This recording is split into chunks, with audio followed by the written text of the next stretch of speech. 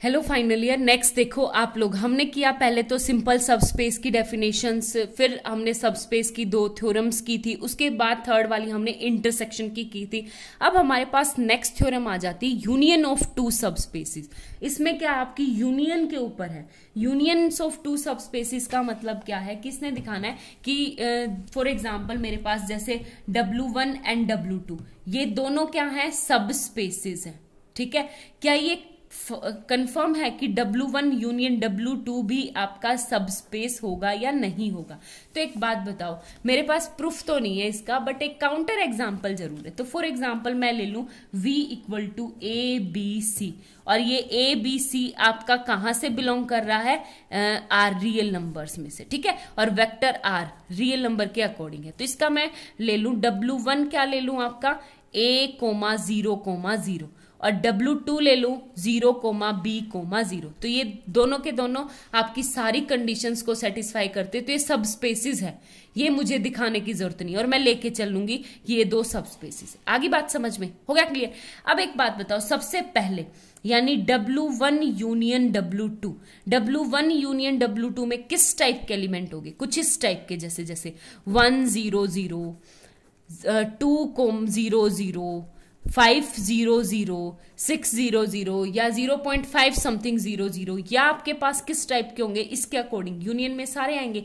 यानी 0,1 0 0, यानी आपके पास कुछ इस टाइप से आएंगे कि या तो पहले वाला डिजिट फिल हो या बीच वाला, यानी लास्ट का तो पहली बात तो फ्री होना चाहिए और ये होना चाहिए। आगे बात समझ में, मैंने यूनियन के एलिमेंट उठा ले, हो गया क्लियर? तो मैं एक बात बताऊं कि लेट कर लू यू, मान लू क्या मान लू, यू 1,0 0, ठीक है, और सेम ऐसे ही V मान लू 0,1 0 0, ठीक है। U भी आपका W1 यूनियन W2 में है और V भी आपका W1 यूनियन W2 में। इन दोनों का एडिशन करवाओ U प्लस V, और U प्लस V का मतलब होता है 1,1,0, और ये तो आपका बिलोंग नहीं कर रहा W1 यूनियन W2 में। अगर ये बिलोंग नहीं कर रहा है तो इसका मतलब एडिशन ही क्लोज नहीं है, तो सबस्पेस कैसे हो जाएगा? ठीक है, तो ये है हमारे पास दिस। आगे बात समझ में। अब हमारे पास है कि अगर ये यूनियन क्या कभी भी सबस्पेस नहीं होगा क्या दो के? नहीं, ऐसा नहीं है। कि हमारे पास एक थ्योरम है, कौन सी थ्योरम है वो देखो, कि हमारे पास एक थ्योरम है कि the union of two subspaces is subspaces. क्या है, ध्यान से देखो, the union of two subspaces is again subspace if and only if one contain in other। इसका मतलब क्या है कि देखो क्या है कि W1 एंड W2 दोनों क्या है, मेरे सबस्पेस है।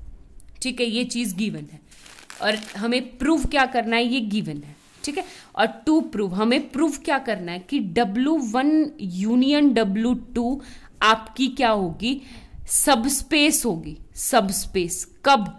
इफ एंड ओनली इफ या तो W1 कंटेन हो W2 में, और या W2 कंटेन हो W1 में, यानी कोई ना कोई एक दूसरे के अंदर क्या होना चाहिए, कंटेन होना चाहिए, तभी उसको हम क्या बोल सकते हैं, सबस्पेस। ठीक है, तो इसका प्रूफ देखो, देखो कैसे करेंगे इसका प्रूफ।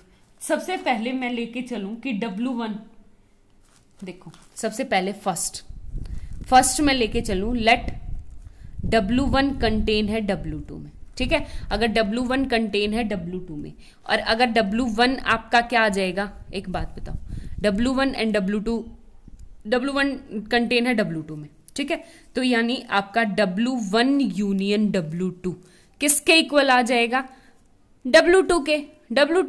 और W2 क्या है आपका, सबस्पेस है, तो W1 यूनियन भी क्या आ जाएगी आपकी, सबस्पेस। हो गया एक पार्ट। ठीक है, same as it is let कर लूं कि W2 कंटेन है किसमें, W1 में। तो अगर W2 कंटेन है W2 में, तो आपका W1 यूनियन W2 किसके इक्वल आ जाएगा, W1 के। और W1 क्या है आपका, यहां से W1 इज अ सबस्पेस। अगर ये सबस्पेस है W1, तो ये इसके इक्वल आ गया, यानी ये भी क्या आ गया, सबस्पेस। ठीक है, तो आपका एक पार्ट तो बिल्कुल इतना छोटा सा था। आगे बात समझ में। उसके बाद इसका सेकंड पार्ट करो। सेकंड पार्ट क्या है कि लेट करो, late W1 union W2 is a सब स्पेस। अगर ये W1 यूनियन W2 सब स्पेस है तो हमें प्रूव करना है, क्या प्रूव करना है कि W1 या तो कंटेन करेगा W2 में, और यानी आइदर टू प्रूव करना है, ठीक है, कि either W1 contain in W2 और W2 कंटेन इन W1, यानी एक तो कोई सा ना कोई सा इसके अंदर कंटेन जरूर करेगा। हमें ये प्रूव करना है। कैसे दिखाएंगे वो देखो।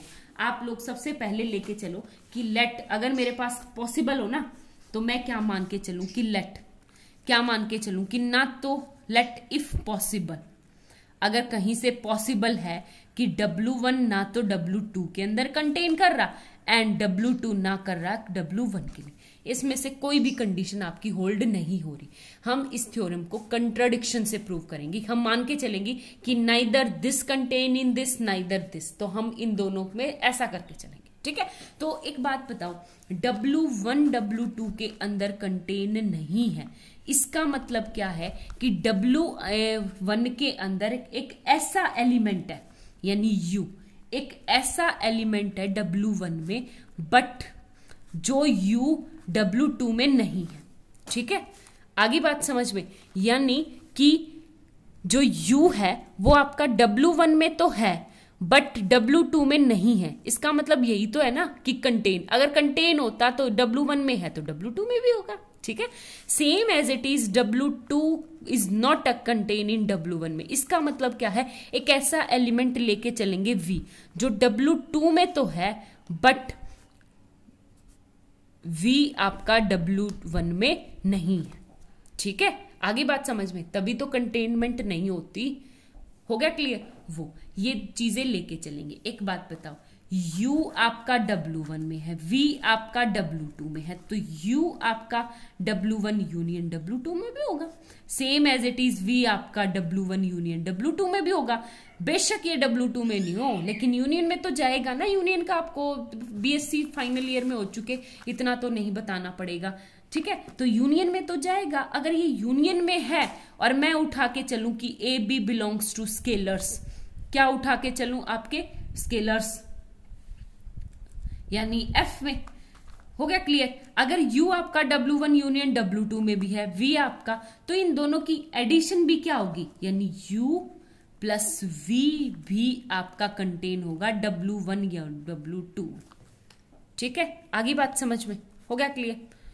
आगे अब एक चीज लेके चलती हूं। अगर मेरा U बिलोंग कर रहा है W1 यूनियन W2 में और V आपका बिलोंग कर रहा है W1 यूनियन W2 में और U आपका W1 में, ठीक है। आगे बात समझ में? यहां पे अब एक बात बताओ कि U प्लस V ये एक एलिमेंट है, सिर्फ इसको एक मान के चलो। ये इसमें यानी बिलोंग कर रहा है W1 यूनियन W2 में। यूनियन का मतलब है कि या तो इसमें है या इसमें है, तो मैं मान के चलूं कि either U plus V belongs कर रहा है W1 में और U प्लस V बिलोंग कर रहा है W2, ठीक है। या तो W1 में है या W2 में है, तभी तो यूनियन में आया है। आगे बात समझ में? तो उसके बाद एक बात देखो, अगर मेरा U, एक बात बताओ, U कहां से था, W1 में। W1 क्या है आपका, सब स्पेस है, तो माइनस U, तो माइनस U भी तो W1 में होगा। हो गया क्लियर? आगे बात समझ में? अगर ये माइनस U W में है और W1 क्या है आपका, इसको भूलो, ये क्या है आपका सब स्पेस। अगर वो सब स्पेस है तो क्लोज्ड होता है विद रिस्पेक्ट टू एडिशन, यानी अंडर एडिशन ये क्लोज्ड होता है। तो मैं इन दोनों का एडिशन करवा दूंगी तो वो क्लोज्ड होगा, यानी U plus V minus U plus minus U belong करेगा W1 में, ठीक है। अब ये खुलेगा तो U से -1 0, तो V बिलोंग्स टू W1, ठीक है। बिल्कुल सेम एज इट इज। आप एक बात बताओ, V किस में है, W2 में है, तो अगर V W2 में है तो इसका एडिटिव इनवर्स माइनस V भी W2 में होगा, ठीक है। अगर ये इसके अंदर होगा तो अब W2 मेरा सब स्पेस है, तो विथ रिस्पेक्ट टू एडिशन तो ये क्लोज्ड होगा ही, तो ये आ जाएगा u plus v minus v belong करेगा किसमें, W2 में। v से v आपका क्या आ जाएगा, यानी u बिलोंग करेगा W2 में। एक बात बताओ, v बिलोंग कर गया W1 में, v बिलोंग कर गया W2 में, बट है क्या, not belong to. u belong कर गया W2 में, not belong to, hence contradiction, कि हमने जो सपोज किया था वो बिल्कुल गलत किया था। और कि हमने क्या कंट्रडिक्शन किया था, कि हमने मान के चले थे कि neither W1 contain in W2 and no W2 contain in. तो अब आपका क्या आ गया, hence either W1 contain in W2 और W2 कंटेन इन W1, इन दोनों में से एक कंडीशन तो आपकी होल्ड होगी। ठीक है, ये था आपका। Thank you.